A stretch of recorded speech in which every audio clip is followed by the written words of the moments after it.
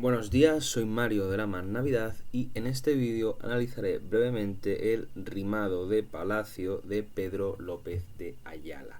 Es un aristócrata nacido en 1332 y que fallece en 1407. Fue doncel de Pedro I hasta 1366, cuando se va a pasar al bando de Enrique II Trastámara. Y voy a refrescar la memoria, y es que la sublevación organizada contra Pedro I por la alta nobleza, encabezada por su hermanastro Enrique II, va a culminar en 1369 con el asesinato de Pedro I. Esta guerra, vinculada a su vez con la guerra de los 100 años en Europa, donde Francia apoyó a Enrique e Inglaterra a Pedro, va a suponer una guerra social a todas las escalas. La derrota del rey legítimo, aliado en su lucha contra la nobleza, con los judíos, comerciantes y ciudadanos, va a significar la derrota inicial de la naciente burguesía y la ruptura definitiva de la armonía medieval de las tres culturas peninsulares y la elevación del antisemitismo a un problema nacional, de forma que se va a instaurar una nueva dinastía medida por la nobleza que va a reforzar su poder y los latifundios, como ya he comentado en otros vídeos. Por lo tanto, López de Ayala no hizo sino cambiarse al bando que por clase social le correspondía y defendía sus intereses, lo que resulta razonable, y en 1398 va a obtener el cargo de canciller, premiado por sus servicios al enriquismo. De hecho, va a escribir la Crónica de Pedro I, que es una obra en prosa en la que realiza una justificación personal del rey Trastámara, insertando supuestas profecías anunciadoras de la muerte de Pedro I, justificándose, y le define como el cruel. Más interesante va a resultar el rimado de Palacio, que es un poema de más de 8.000 versos en los que va a alternar la cuaderna vía con otras formas populares y cultas.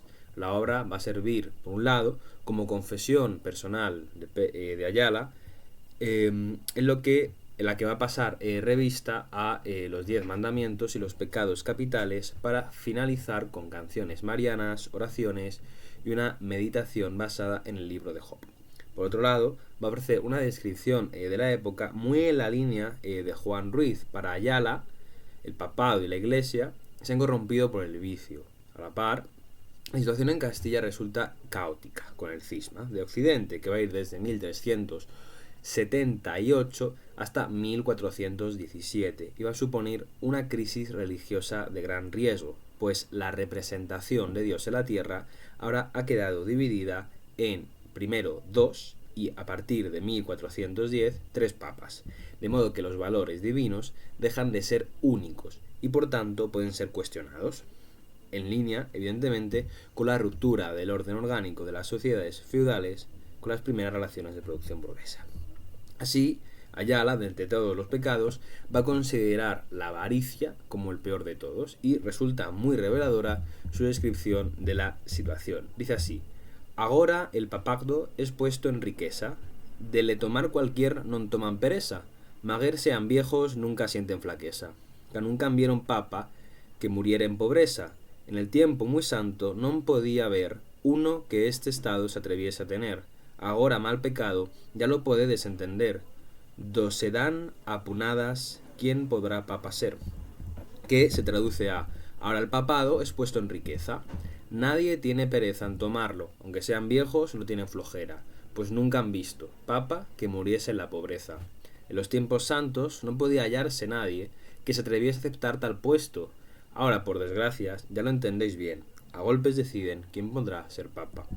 Realmente, lo que Ayala pretende es justificar el reinado de Enrique II y de tal forma justificar su propia traición a Pedro I en favor del Trastámara. Y es que en otro fragmento va a utilizar un arma de doble filo, pues si bien resulta eficaz para justificar el asesinato de Pedro I, también puede ser empleado contra la monarquía en general. Y dice así: de un padre, de una madre, con ellos descendemos, una naturaleza ellos en nos habemos, de vivir e morir una ley tenemos, salvo obediencia que les ley debemos. Que se puede traducir a: de un padre y de una madre descendemos todos, una sola naturaleza tenemos ellos y nosotros. Todos hemos de vivir y de morir, salvo la obediencia leal que les debemos. y es que nos vamos acercando en cierta forma a las danzas de la muerte, pero esto es un tema que va para el siguiente vídeo. Pero bueno, si os acordáis, he dicho en varios vídeos, y en este mismo también, que la victoria de Enrique II sobre Pedro I supondrá también la derrota inicial de la burguesía emergente y la ruptura definitiva de la armonía medieval de las tres culturas peninsulares y la elevación del antisemitismo a un problema nacional. Pues los judíos eran aliados de Pedro I contra la nobleza, es decir, contra Enrique II.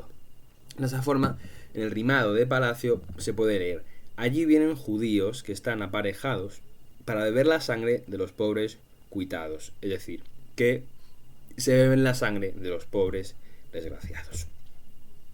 Ahora bien, esto es del todo contraproducente, porque los judíos eran no solo administradores y arrendatarios de impuestos y rentas reales, sino también del dinero de nobles y obispos, aquella misma nobleza que los atacaba. Efectivamente, los judíos sirven a la nobleza y al trastamarismo de chivo expiatorio. Al agrupar al enemigo bajo una sola etiqueta, es más fácil identificable y por tanto atacable. Las masas verán en los judíos la causa de sus problemas, de forma que se verán decididos a acabar con ellos. A la par, se realiza una propaganda por la cual se insinúa un origen sospechoso por parte de Pedro I. Todo queda muy bien hilado.